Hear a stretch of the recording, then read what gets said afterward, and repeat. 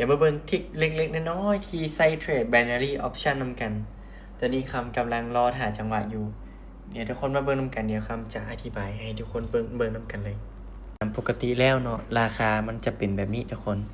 สำหรับโซนที่คำไส้นี่จะเอิ้นว่า clean traffic ทุกคนกราฟราคามันจะเป็นแบบนี้เนาะขาขึ้นมันจะขึ้นได้งามเนาะเอิ้นว่าขึ้นไปงามขาลงเนาะมันจะลงได้งามคือกันตัวนี้แมนเฮาสามารถใส่ในกราฟที่เป็นเทรนเนาะมันจะเป็นแบบนี้ส่วนหลายและมันติดไซด์เวย์พร้อมตอนนี้ทุกคนจะสังเกตเลยว่ากราฟนี่กำลังเป็นขาขึ้นงามๆเนาะกำลังเป็นขาขึ้นงามๆแน่นอนว่าเราจะมาถ่าดักขายตอนที่กราฟเป็นขาลงตอนที่มันกลับตัวลงมามันอาจจะบ่ได้กลับมาฮอดจุดนี้ทุกคนมันอาจจะกลับลงมาฮอดประมาณนี้เนาะย่อตัวประมาณนี้เฮาก็สามารถกดซีลลงมาได้เดี๋ยวทุกคนรอถ่าเบิ่งไปนำกันแบบสดๆเลยเด้อว่ามันเมื่อมันกลับลงมาแล้วนี่คำจะซีลเลยเนาะคำจะตามขายเลยคำจะมาเป็นลูกศรสีแดงไว้เนาะทุกคนถ้าติดตามเด้อเดี๋ยวคำเริ่มจากออเดอร์นี้เลยก็ได้คูณกันเอาเนาะโอเคคำเริ่มจากออเดอร์นี้เลยเนาะพอดีเลยเดี๋ยวมาเบิ่งเนาะคำคิดว่ากราฟราคามันอาจจะกลับตัวลงละมาฮอดโซนนี้นี่แม่นว่ามันทิ่มใส่ด้านเทิง2แทงคือกันเนาะเดี๋ยวจะย่อเขาย่อไปเบิ่งใส่บ่ได้ใส่น้อยโพดเนาะ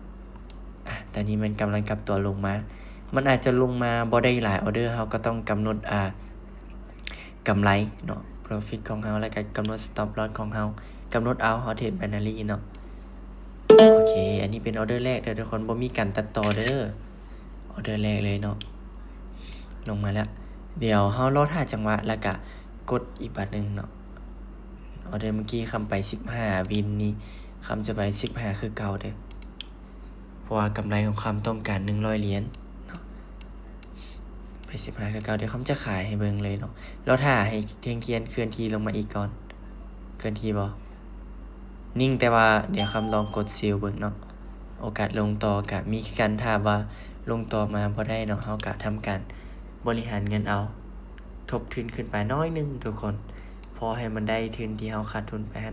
ขึ้นมาเนาะคำจะบ่ได้ทบไปหลายได้ชั่วไป15พลาดคำจะไปประมาณ20ทุกคนออเดอร์นี้กำลังกลับตัวลงอันนี้คือหลักการการเทรดทุกคนเบิ่งโซนใกล้ๆนี่ก็ได้นะ2แท่งนี้มันขึ้นไปได้งามมันบ่แล้วแท่งน้อยๆนี่เป็นองค์ประกอบขาขึ้นได้งามขาลงได้งามโอเควินให้ทุกคนเบิ่งโซนย่อๆนี่ก็ได้ Clean Traffic บ่จำเป็นต้องเบิ่งภาพรวมไกลๆเนาะเบิ่งใกล้ๆนี่ก็ได้ตอนนี้มีกราฟบ่ลงมาละย่อตัวแต่น้อยเดียวก็กลับตัวขึ้นเลยเนาะเดี๋ยวมาเบิ่งกำไรของคำอยู่ที่106เหรียญพอดีเลยโอเค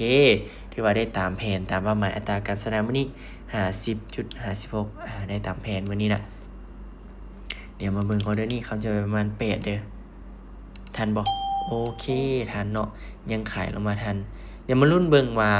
มันจะลงมาอีกได้บ่คันลงมาอีกนี่โอกาสสร้างกำไรได้นี่ไปยาวๆเลยทุกคนเห็นบ่จุดที่มันกลับตัวขึ้นหรือว่าจุดที่แนวรับเป็นแนวรับมันจุดนี้พี่เนาะจุดที่กลับตัวขึ้นถ้าว่ามันรีเทสไฮจุดนี้แล้วกลับตัวลงมาเลยแบบนี้โอกาสทำกำไรของเฮานี่หลายแฮงได้ลุ้นนำกันเสมอทุกคนเสมอเด้อยังบ่ได้ลงมาเทแต่ว่าเฮาไปแต่8เหรียญบ่เริ่มบริหารละเนาะเริ่มไปน้อยละเพราะว่าความเสี่ยงมันเริ่มหลายทุกคนให้เข้าใจนำกันเด้อบ่แม่นว่าเฮาวิเคราะห์ว่ามันจะลงแบบนี้มันต้องลงมาจำพี่บ่แม่นทุกคนกราฟสมมุติมันเป็นอัพเทรนเนาะคำอธิบายให้ฟังกราฟเป็นอัพเทรนแบบนี้มันจะลงมาประมาณนี้บ่ให้กายโซนนี้บ่ให้กายโซนที่มันกลับตัวขึ้นนี่ลงประมาณนี้แล้วกลับตัวขึ้นออเดอร์นี้ขายทันบ่โอเคทันอยู่เนาะบ่ให้กายโซนนี้เนาะแล้วมันกลับตัวขึ้นแบบนี้เนาะถ้าว่าจะเป็นเทรนขาขึ้นองค์ประกอบจะเป็นแบบนี้กราฟย้อนหลังมันขึ้นมาประมาณนี้ย่อตัวนี่ลงมาสร้างนิวโลเนาะจุดนี้จะเป็นจุดต่ำสุดของราคาและกลับตัวขึ้นมากายจุดไฮจุดนี้เนาะอันนี้มันถ้าว่ามันจะเป็นเทรนขาขึ้นกรณีนี้เนาะถ้าว่ามันจะลงมันริ้วลงมาแบบนี้เลยเนาะเดี๋ยวมาเบิ่งนำกันสวยงามทุกคนคำกดไปหลายอีกกดไป20เหรียญพอดีวินเลยเนาะน่าจะลงมาบ่ได้ละทุกคนลงมาต่อบ่ได้ละออเดอร์นี้น่าจะเป็นแทงแดงแทงสุดท้ายละ โอเคทุกคน stop loss เนาะหยุดเลยบ่ไปต่อละเดี๋ยวเราหาเบิ่งเนาะเฮาก็ได้กำไรตามแผนละ125ก็ถือว่าโอเคเนาะทุกคนมันก็บ่ได้หลายแต่ก็ก็ถือว่าพอใจในกำไรที่ตัวเองเฮ็ดได้ในรอบนี้ละถือว่าเป็นไปตามแผนอยู่เนาะเป็นไปตามแผนมันบ่ได้ย่อลงมาหลายอนาคตอาจจะมีการย่อลงมาแต่ว่า